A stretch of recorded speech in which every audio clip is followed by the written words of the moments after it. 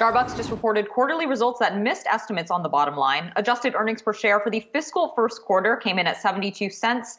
The estimate was for 80 cents, and net revenue of $8.05 billion was slightly ahead of expectations for $7.96 billion. Both of those estimates coming from Bloomberg compiled data.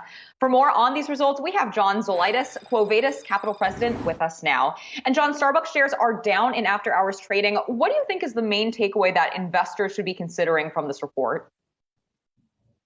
From an investment standpoint, I think the margin performance was weaker than expected.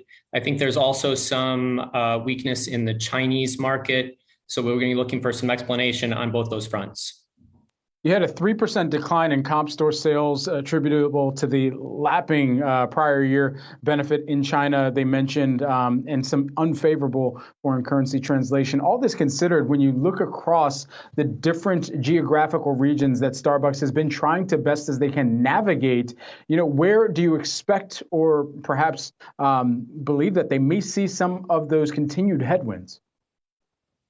Well, particularly in China with the zero COVID policy in place, it's unclear whether customer mobility will return to previous levels that will aid some of the stores that happen to be in transportation hubs, for example.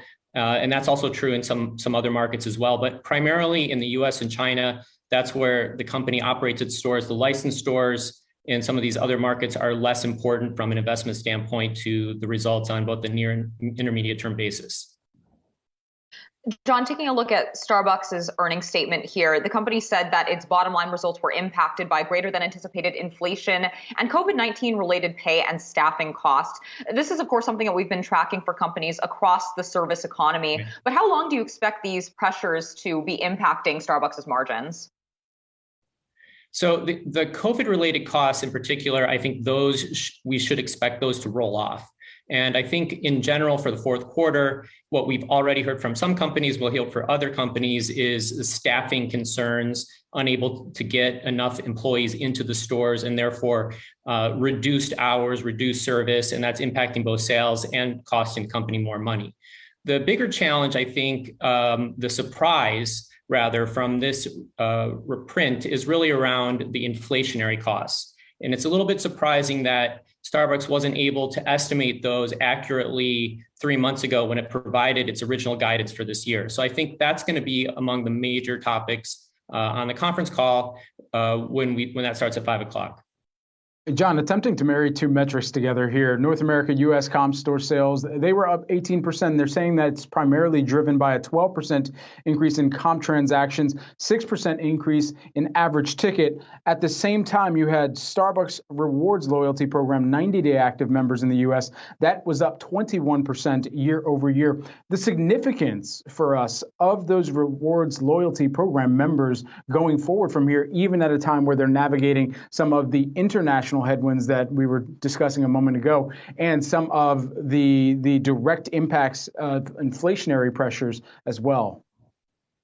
So that's really the highlight of the report, is the strength of the U.S. market, even taking into account that there was a easy comparison from the prior year when there was still some disruption related to COVID. The increase in transactions, and you called out the loyalty program signups, that's increasing at a rate much faster than the overall store growth. And so you could argue that the company is taking share, it's adding new customers, and that bodes very well for future revenue growth. All right, we'll leave it there for now. John Zolidis is Quo Vadis Capital President, and we thank you so much for that breakdown on Starbucks' latest results.